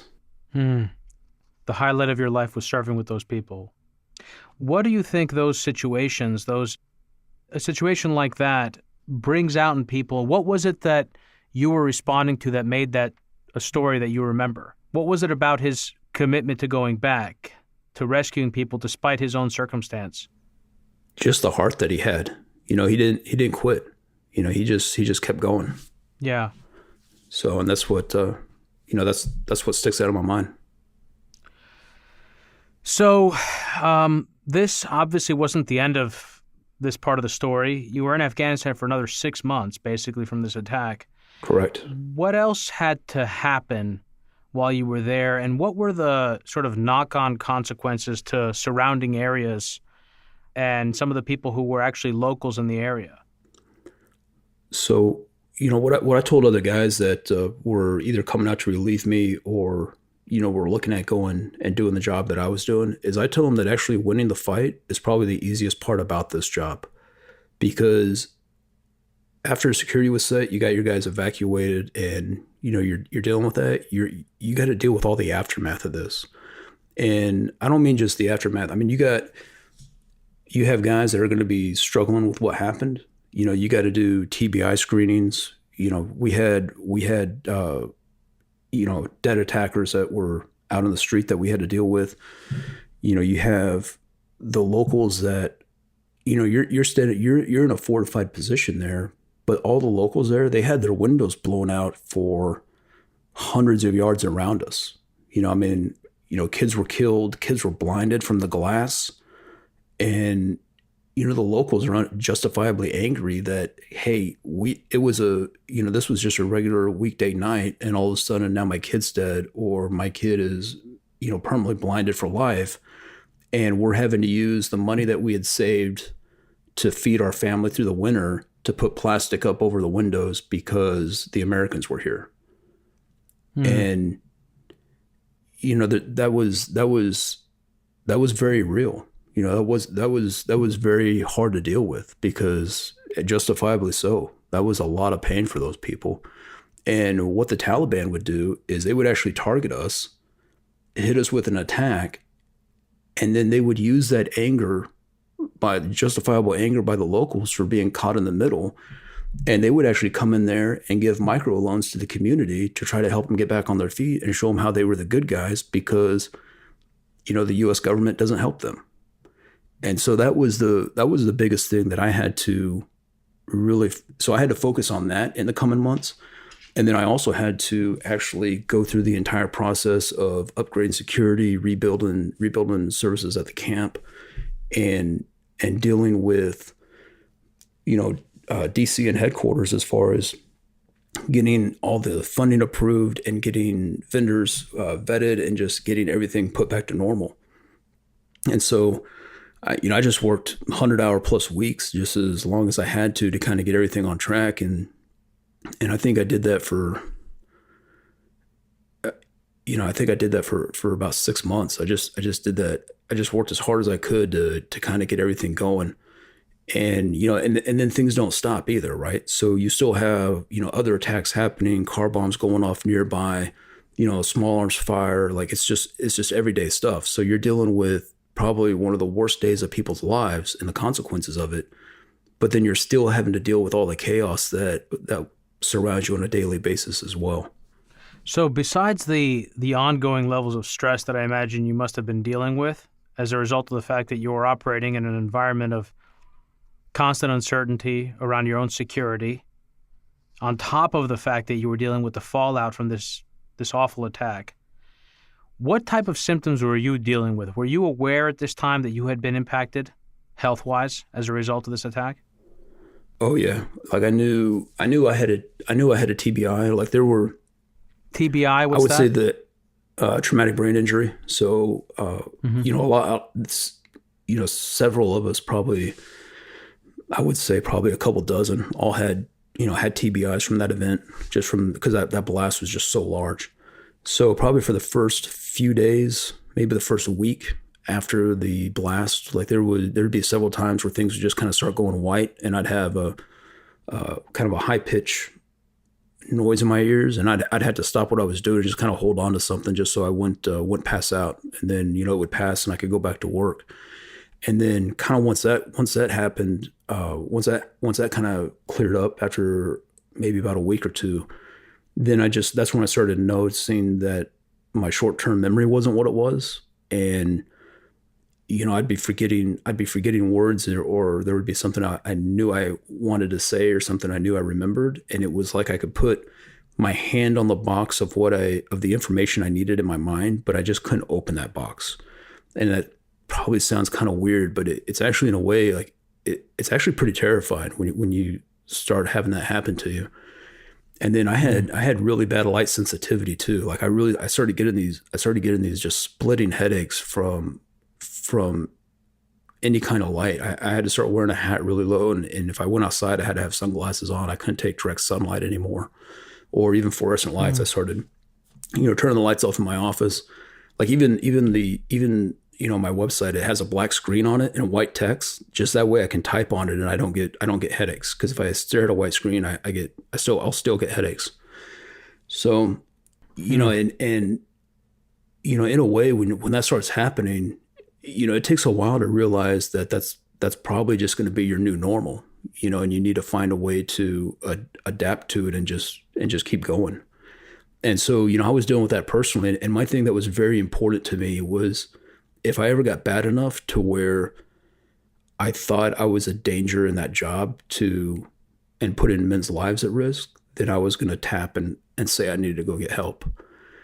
And, but while I was there, I just didn't want to leave my guys. I just wanted to keep working as hard as I could, because, when something like that happens, it's natural for everybody to be angry. And I didn't want my guys that were there at the camp taking out that anger at what had happened to us against just everyday people that were living around us. And I didn't want, the 25,000 Afghans that lived around us to then start, providing cover for the enemy so they could attack us even more because of resentment that built up because of what happened to them when they were just caught in the middle. So emotional control. You had to exercise an enormous amount of emotional control. Absolutely right. So what I did there was, something I noticed that, Americans were very efficient, right? And I think a lot of that's because of the environment we operate in, where we have the first world is, we're used to the laws working. When we turn on the tap, we have clean drinking water. Like, everything's very, very efficient in the first world. And so even our meetings we even take that into our meetings, right? It's like, hey, here's your bottle of Aquafina water, and we're going to hit these bullet points and have a nice 15 to 20 minute meeting, and then we're out and everyone's going about their day. Well, I noticed that we did that in Afghanistan, and, you can't do that with, so there's like 10 village elders that represented the 25,000 Afghans that lived around my camp.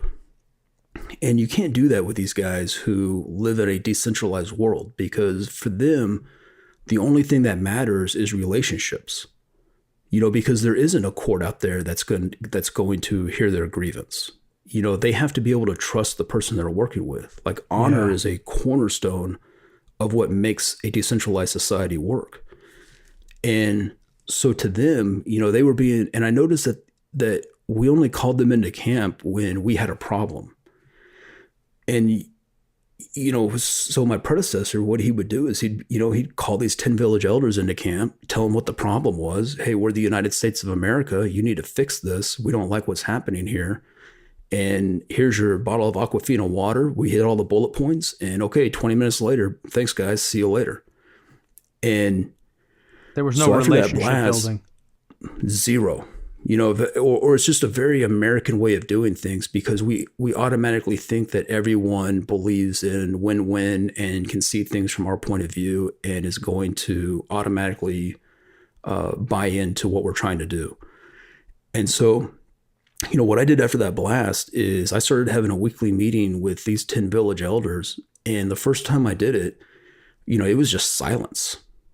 They were like, hey, we've seen 15 of you before you, you've been here for 15 years and we're just going to wait you out. And we know you really don't care about us. And it was really awkward that first time. And what was funny though, was the first time they came into the office, and I made sandwiches and had, sandwiches cut up in little triangles with the crust off. And, I even had a couple guys there to serve them tea and coffee from the mess hall, because that was a big thing. These guys fought the Soviets, they're gray bearded elders. They don't get their own coffee. There's someone else that gets their coffee for them. And so, and just showing them that level of respect that I knew that they had, I knew the level of standing they had in their community and the level of trust their community had in them was extremely important. People like to be treated the way that they think that they're viewed. And so that first meeting, everyone, I had oranges. Everyone for sure. Everyone wants to be treated with respect, it's just a human thing, right? We all like that. Yeah. And so I had oranges and Kit Kat bars. And, I made the excuse of, hey guys, can you please take this with you? I can't keep this in my office. I'm trying to go to the gym. And they keep bringing me candy. Do you mind taking these with you home to your kids? You'd be doing me a huge favor. They were never going to ask, but, and their kids loved it. So, and the first time I did that, it was awkward silence, except for the one senior village elder. And the only thing he said at the beginning of the meeting through the interpreter, which all the other elders laughed at, was, finally an American that's not a heathen that understands basic hospitality. Wow. Right? Wow. That's how he opened up that first meeting. Finally an American that understands basic hospitality. Wow. And talk about a miscommunication. Right. For so many years that these individuals were having. For 15 years. Wow. Because your predecessors, and in general, we as Americans and occupiers it's generally true of Americans abroad, but this presumption that somehow, because we check certain boxes, that we can all get on the same page. Correct. But in fact, values matter. Culture matters. Absolutely. And so probably for the first month, like those guys didn't ask me for anything. And they actually asked me the only thing they asked me when that first meeting was, why did you call us in here?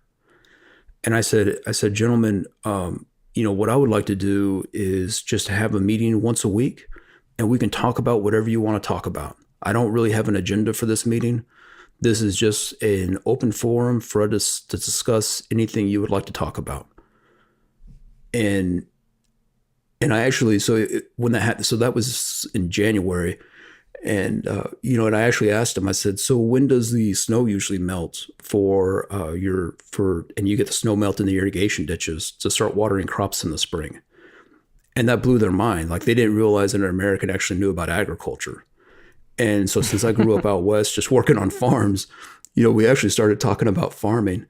And, probably the first thing I did where they actually believed that I was actually trying to do what I said was a very old irrigation ditch had been blown to rubble in that blast when the Taliban hit us. And they had no way to rebuild this irrigation ditch. I mean, this irrigation ditch was probably, 200 years old. It was laid by hand out of rock. And so I included that irrigation ditch in my scope of work to rebuild when I rebuilt the camp. And I rebuilt that irrigation ditch for them. And I had that irrigation ditch redone before the snow melt started to run off to where the farmers around my camp needed the water to start watering crops in the spring. And that was, it didn't matter if they liked Americans or they didn't like Americans. It was just finding something that they needed and doing it for them. Because it was the right thing to do. And, what that meeting grew into, it's kind of interesting that started out with just 10 village elders. And for probably about the first month, like nothing really came of it. They didn't trust me. They didn't really, know, it was just awkward small talk between an interpreter. And as soon as that irrigation ditch got done, then it was kind of, hey, we really appreciated that. And so after that, then it was this one elder started, he came in one meeting and he started complaining that his wife was just given the third degree because of helicopters that were coming into my camp. Because, where we were, it was actually dangerous enough to where it was safer to fly in and out than actually run ground missions. So most everything moved by Air Force. And, this one village elder was saying that he was getting the third degree from his wife every night because our helos, when they were coming in over the village, they were blowing her laundry off the line and blowing it into the dirt and basically undoing, her whole day of housework. And I guess this has been going on for 15 years. Like this has just been like, I couldn't imagine living this way, but they had just been dealing with this for this helopath for 15 years like this. And I told him, I said, hey, let me get the air wing guys out and I'll see if I can change the flight path to where we can come in over the fields instead. If it works for them, let me try to see if I can do that. You would have thought I had made the sun rise in the west when I had that helo flight path changed. Like that changed the whole fabric of the relationship with those guys. So, as soon as I had that flight path changed and their wives were happy, anything I needed, I could just call the lead elder and he would just answer the phone and say, what can I do for you? And that meeting, that weekly meeting, actually turned into be almost a strategic level meeting that I was having just out there. And, I started getting calls from Kabul like, hey, who are you? And I'd just say, hey, I'm Radigan. I'm out here in charge of this camp. And they'd be like, hey, why is the commander of all police forces in Kabul talking about you and saying that you have a very good idea out there and that we should do it here in the capital? And I'd just be like, hey, sir, I'm sorry, I have no idea. And they'd be like, whatever you're doing out there, stop it. you're interfering. What? You're interfering with they just, well, because by that point, that meeting had grown from 10 village elders to where they started bringing the police district commander with them to the meeting. So he'd come over and have a cup of tea and eat some sandwiches and take an orange home to his kid. And then, the next thing, he liked that meeting enough that he brought his buddy who they went to the military academy together. And he happened to be the Afghan commander of forces over the airport. And then he'd show up at the meeting. And pretty soon I had like, 10 or 15 guys sitting in my office drinking tea and eating sandwiches with the crust cut off, every Monday morning. And I didn't really have an agenda. It was just us talking about whatever came up. And if there was a problem, we just kind of worked it out before it became a problem. And they liked it because it kept. The main problem that I would say we all had there was the age gap of young men that were being radicalized, because the main problem that we all had was there was nothing for young men to do between like graduating high school and then where they could really get a good job, like working at a military base, which was 23. So there was a five-year window there where the local economy was horrible, and that's where the Taliban would actually recruit most of those guys, was in that 5-year window. And so, for me to be having that kind of a meeting with these guys where we just talked about things of what we could do to try to make things better for the community, in a lot of ways, that weekly meeting did more for our safety out there than all of our guns did. And I think in a way that's where I started being told like, hey, are you going native out there? What are you doing? Why are you eating sandwiches with the crust cut off with these guys? And why am I hearing about you here in Kabul?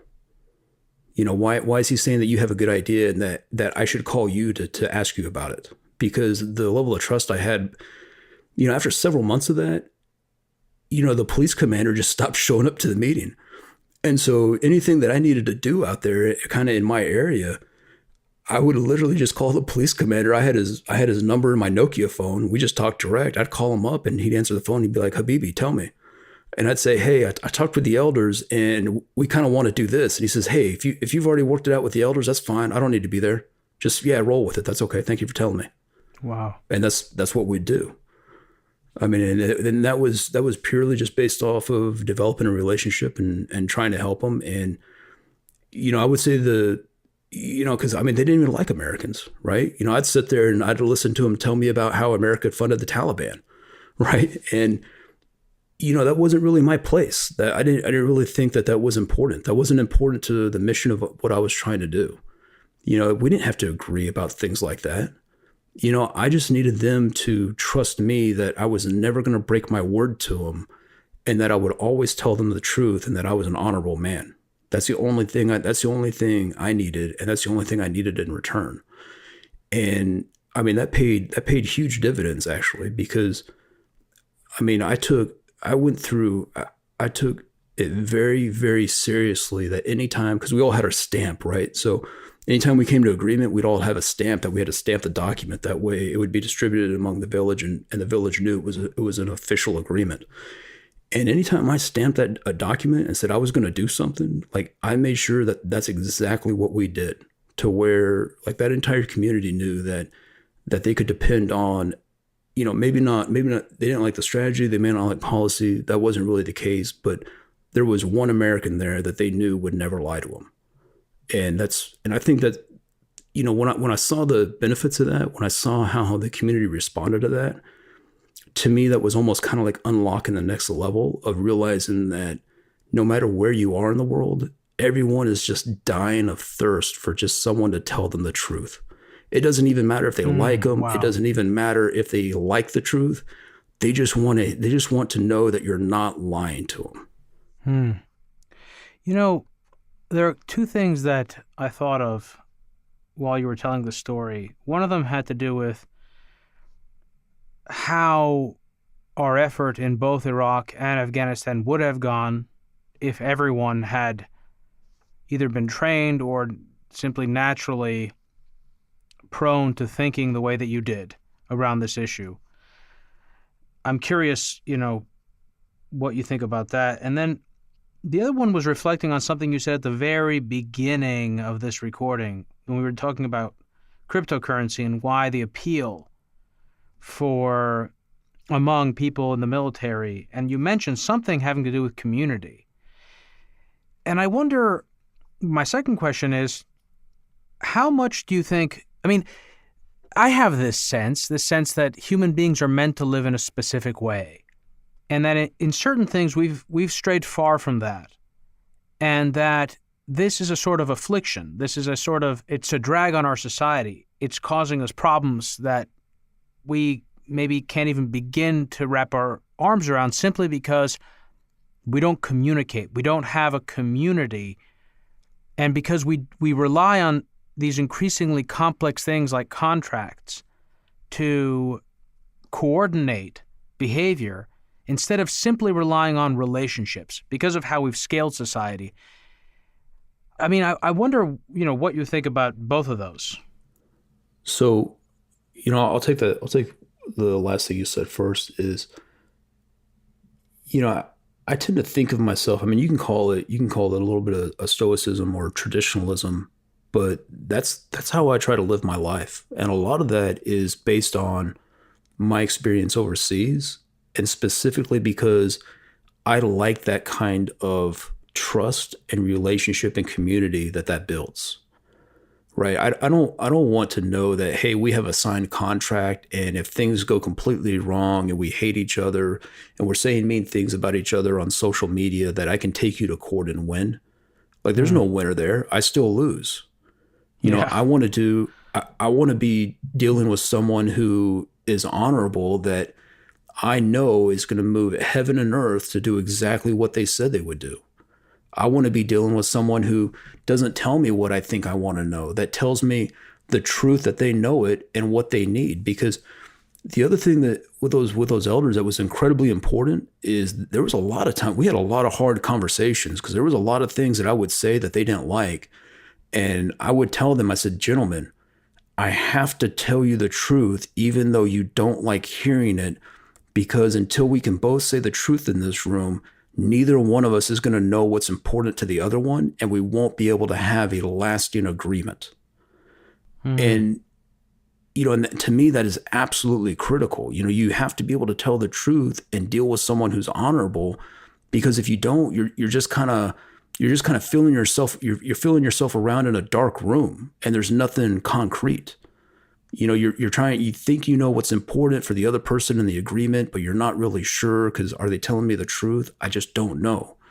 So I think you're absolutely right on that is something that, specifically when I finally had enough after Africa and came back, that has probably been the hardest thing to adapt to, is all of a sudden I'm back in an environment where I'm not really sure if what someone's telling me is real, or are they just telling me what I want to hear? And in a way, I kind of miss living by the old ways like that, because to me, that is actually a very real way to live in the everyday that means something to me. So even what I try to do now with building long-term wealth and living well, like that part about living well, to me, that is doing the right thing every day and trying to be someone that other people want to deal with, that they can depend on. And I think that's just a very rich way to live. Agreed. And I think that we've increasingly lost that. I've mentioned this once before in a different podcast. I don't remember which one it was, that out of college, I worked briefly for a man who had fought in the Korean War. He was of that generation. He built a business, small business, successful small business, family business. And he was one of those, my word is my bond, handshake kind of guy with a very firm handshake. And if he said that he was going to do something, he did it. There was no like getting around it. It didn't matter what he was legally obligated to do. Right. And I think there's something lost in how we manage our relationships today. I mean, I remember growing up, my grandfather, this is not a great translation because it was in Greek, but he would always say, it was a common expression that better to lose. And he would say, my grandparents' generation was very much into saying this, but he would always say, better to lose your sight, to lose your vision, than to lose your name, effectively, rather than to have your name besmirched. Because your reputation was more important than your vision. Even if you were blind and you had a good reputation, you could feed yourself. But if your reputation was damaged, nothing else really mattered because people couldn't trust you, 100%. And that's really the important thing, right? I guess that's part of why I started writing as well, is I just wanted to start writing and put that out on the internet that, hey, you know what? The old ways aren't lost. Be an honorable person, do the right thing. Those shouldn't be punchlines in a modern society. No. And, this also speaks to something else, Radigan, which is that I do think that we elevate in many ways the wrong people. We worship the wrong people in our society. And it's not about them. I'm not trying to make it about any one particular person. It's about the values that person carries with them. And I don't quite understand it, to be perfectly honest. The people whose stories I like to read about or who I admire are people who have certain values, certain characteristics around courage, honor, integrity, kindness. And I don't know how much this has changed. You know what I mean? Obviously, our grandparents' generation would have, I can't even imagine. I don't know if you ever think about this. I wonder sometimes what my grandparents would think. My grandfather in particular would think if he were alive today to see the world we live in. I genuinely think that he wouldn't be able to understand it. I don't know if he could even accept it as a reality. Even I have a hard time accepting certain things as a reality. I know this is a little bit off topic in a way, the recent thing that happened with GameStop, with Wall Street Bets crowd that bid it up using call options and basically forced the hedge fund that was shorted to reach for a lifeline, for a credit line, because you had a bunch of people just raiding the stock to make it go up based entirely on the fact that it was perceived to be fun to do so. The world changes, over our lifetimes. And one of the challenges that I've had is to try and kind of find a place to belong in it. And I think that's why I reached out to you, man, to be quite honest. And it's what really makes this podcast so valuable for me on a spiritual level is that I get to interact with my tribe. I find people who share something important with me, who, what was that movie, The Road? Have you seen that movie, The Road? No, I haven't. Oh, do I need to watch that? Yeah, it's tough. Let me write that down. It's The Road. I can share it with you afterwards. It's a tough movie to watch, you know what I mean? But it's basically a post-apocalyptic world, and it's mainly a father and his son. And okay. I won't give away the movie, but towards the end, the son encounters a certain group of people, and I think he had asked him, do you have the light with you, or do you have the light in? Just beautiful. His father taught him to look for the people that carried the light, that had the light in them. Sometimes the world can feel very dark. There are a lot of dark things that happen in the world, and there's certain types of people who, they have a light, they carry the light in them. And that's how I feel about you. Reading your writing, I see that. You've been through so many difficult experiences, but yet you have that light. You haven't allowed it to, and it's not a knock against people that become depressed or fall down, or in a sense that we all, I've certainly dealt with depression. I've dealt with sadness, with heartbreak, with distress, with suffering. Ultimately, these have proven to be transient emotional states that I've worked through. But even if these are states that, bring you down over a very long period of time or for your whole life, it's not, I don't mean in any way to be critical about it. And it isn't so much about that. It's just more that there's something beautiful.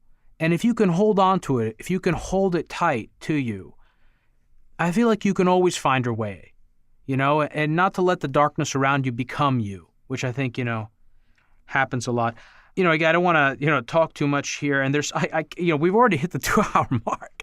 I mean, we're not even done with your experience getting medevaced out and going back to D.C. I want to just touch on that. Touch on it is maybe the wrong word, but I want to make sure we cover that because I think it's such an important part of your biography. And then we can begin what I guess will be the second half of our conversation, dealing with your perspective on so many of the subjects that we cover on this podcast, but primarily geopolitics, financial markets, and crypto. So how did this end? So you were in Afghanistan, I said, for 6 months after this attack. When did you get medevaced out? What were the circumstances of that, and what was the significance of it? So I got medevaced out about 6 months after the attack. Once everything was really settled down at the camp, things were running smoothly with the village elders and the locals, and basically I just thought it was at a point where I could take a step back and maybe I had too much ownership of it. I really, I kind of look back on that time now, and I think maybe, is it possible that I stayed too long or I was just too emotionally invested in it? I don't know. I don't think I couldn't have been any other way with it. I don't think I could have been any other way, and it turned out the way it did. But I did finally tell my leadership that hey, I need to go get checked out. I want to go see what I'm dealing with. And I guess the reason I want to talk about this is like the tenor of that relationship, from the work I was doing out there, from how they trusted me, and it was nothing but pats on the backs and attaboys. They gave me a heroism award for, what my team and I did out there. Nothing but congratulations at the, congressional hearing they had on it. And, it was very much, my guys were the ones that did all the hard work out there, right? But it went from an immediate shift from, hey, you're doing phenomenal work out there, please keep it up, to being treated like a leper for just saying that I had a brain injury and I wanted to go take care of myself for a second. And, so they immediately kicked me out of country, put me on a plane, took my med clearance from me. And, your med clearance is very important, because if you lose that, then you basically you don't have a career overseas anymore in those places. What does a medical clearance mean? It means that you were temporarily discharged because of a medical issue? And so you can return? I was still in the organization, but basically it just meant I couldn't go to work. So, until they clear you medically, you can't go back to work. And, the organization I worked for, what they did was they said, oh, well, you stayed in Afghanistan for 6 months and you only had so many weeks to say that you were injured on the job. I mean, they treated me being injured in a Taliban attack in Afghanistan. Your story? No, they treated it like I fell down a flight of stairs. So, when I said, hey, I was injured in a Taliban attack and it's been 6 months, but I'm having symptoms and I want to get it checked out. They said, hey, that's fine. We're going to pull your medical clearance. Thank you for telling us. And all the expenses are on your own dime and you can try to be reimbursed by the government, but we're not paying for it because you waited too long to come out of the fight. And so I ended up sitting on, the end of a bed in a Marriott in DC, listening to the air conditioner going and not knowing if I was ever going to be able to go back overseas to work again with my med clearance pulled, and, having to burn my own sick leave for that medevac, not having anyone tell me what the process was, not being able to talk to anyone. It was all by email, and no one from my leadership checked on me. I mean, it literally felt like being, after years of service and sacrifice, it felt like, hey, he's a broken toy now. Just put him on the island of misfit toys and let's get on with the mission. And is that what it felt like for you? Like that you were a broken toy? Absolutely. Absolutely. That was a very harsh reality. That was, because it wasn't just, we talked about this before, but it wasn't just the fact that, I was trying to adapt to a new normal with a brain injury. It was a fact that I was scared I had lost my profession, and that no one even cared enough to even call and check on me to see if I got there okay. thank God I had a really good friend that lived there in DC, and she was aware of what had happened and called me and said, "Hey, what are you doing?" And I said, I'm sitting here in a Marriott, having to pay for this every day by myself. And she says, "Hey, just come stay with me. Like I'm not gonna leave you there alone by yourself." And I mean, she let me sleep on her couch. I slept on her couch for 6 weeks trying to get my medical clearance back. Having to go to a neurologist and all kinds of doctor's appointments. And, every time a doctor cleared me, I had to pay the medical bill for it, and to get an MRI, I had to pay all that out of pocket. And every time really I got expensive. cleared, I mean, I had $15,000 in medical bills that by the end of this. And, every time I got cleared by a doctor, I just had to, basically scan it and send it to an email address, and hope that the person that was adjudicating my medical clearance wasn't going to just, clip the line on the sword of Damocles and kill my career. So every time I got cleared by a doctor, I'd send it and they'd say, "Hey, that's great. We need this other doctor. Now go do that." And it was 6 weeks of just jumping through hoops. Wow. Hoping that I could keep the life I'd built for myself. And I mean, that was, you just go through all the stages, right? You're angry, you're depressed, you're resentful, like you're scared. It was very, very intense. In some ways it was actually worse than being in Afghanistan, and in a lot of ways, just because you were just alone. And, I missed being with my team out there. It was just very, very hard. And that was really the start of just, I sort of started reevaluating everything in my life. I just, what was important to me, what, I honestly, I actually felt silly and just a little bit, I felt more than a little bit foolish that I felt very foolish being, how can I phrase this? I felt very foolish that I thought that the organization was going to be as loyal to me as I was to the job. And I think that can lead you to a very resentful place. It's like being a saber-toothed tiger stuck in the La Brea tar pit. You can just get sucked down into resentment if you let yourself. And for me, it was realized, and this wasn't immediate, right? This probably took at least another year to really kind of come to terms with that. Hey, you know what? I signed on the line and I went over there and I did that job, and I knew the risk I was taking, and the world doesn't owe me anything. It doesn't matter that I feel like the organization wasn't as loyal to me as I was to the job. It's just a bureaucracy. I was asking too much of it.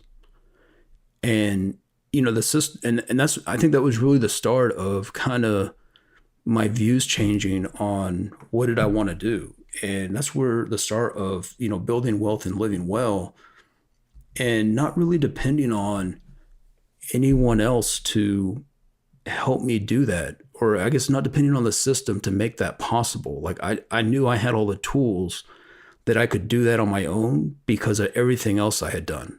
Yeah, was this completely new? And does it even sound ridiculous saying that, hey, you have a brain injury and you're mid-career and you're in your late 30s and now you're going to shift and start paying attention to finances?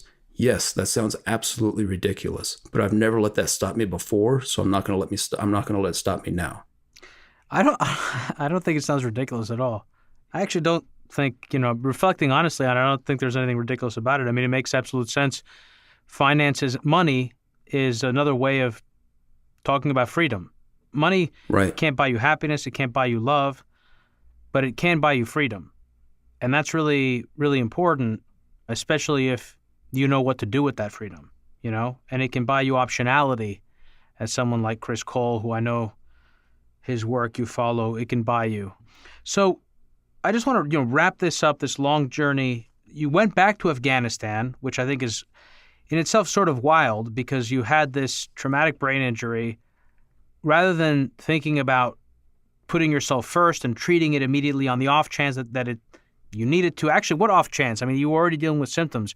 You were aware that you were having some issues. You didn't ask to be medevaced out until 6 months and 2 days afterwards, which meant that you lost your clearance. You didn't know that, but you had to come back to the States. You had to pay for your own medical bills. You racked up, at least it sounds like, $15,000 in debt or in payments doing it. And then you decided to go back, and you ended up going back, and then you spent 2017, 2018, or rather 2016, 2017 in Afghanistan, and then you spent another year in Sudan dealing with riots and protests that led up to the coup that happened after you left. Right. And you came back to the States in the summer of 2018. So I'd like to pick up there in the second half of our conversation and use it as a jumping off point for what you've been writing about, and again, these areas of common interest between you, me, and our audience on all these different subjects that we talk about. For anyone who is new to the program, Hidden Forces is listener supported. We don't accept advertisers or commercial sponsors. The entire show is funded from top to bottom by listeners like you. If you want access to the second half of my conversation with Radigan, as well as to the transcripts and rundowns. The rundowns are elaborate educational documents that I create as companions for every episode. Head over to patreon.com/Hidden Forces. There's also a link in the summary page to this episode with instructions on how to connect the overtime feed to your phone so that you can listen to these extra discussions just like you listen to the regular podcast. Radigan, stick around. We're going to move the second half of our conversation into the subscriber overtime. Sounds great. Today's episode of Hidden Forces was recorded in New York City. For more information about this week's episode, or if you want easy access to related programming, visit our website at hiddenforces.io and subscribe to our free email list. If you want access to overtime segments, episode transcripts, and show rundowns full of links and detailed information related to each and every episode, check out our premium subscription, available through the Hidden Forces website or through our Patreon page at patreon.com/Hidden Forces. Today's episode was produced by me and edited by Stylianos Nicolaou. For more episodes, you can check out our website at hiddenforces.io. Join the conversation at Facebook, Twitter, and Instagram at Hidden Forces Pod, or send me an email at dk@hiddenforces.io. As always, thanks for listening. We'll see you next week.